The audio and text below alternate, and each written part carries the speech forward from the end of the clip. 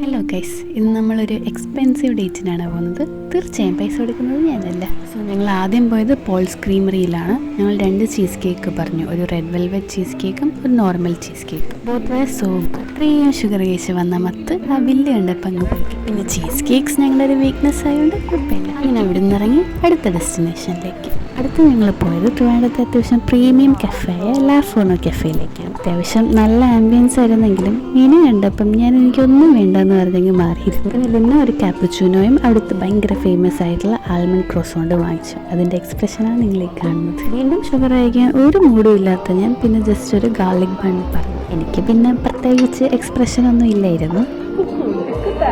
ഞങ്ങൾ 2 ആളും കഴിക്കുന്നത് ഒരേ ആഹാരമായിരുന്നെങ്കിലും 2 ആൾക്ക് 2 എക്സ്പ്രഷൻ ആയിരുന്നു. ഒരാൾ ഫുഡിൻ്റെ ടേസ്റ്റ് എൻജോയ് ചെയ്തിരിക്കുമ്പം ഞാൻ ഈ പൈസയ്ക്ക് എന്തോ ഏത്തപ്പഴം വാങ്ങി കഴിക്കാമെന്നായിരുന്നു ചിന്ത. ഇറങ്ങി ഞങ്ങൾ വീട്ടിലേക്ക്.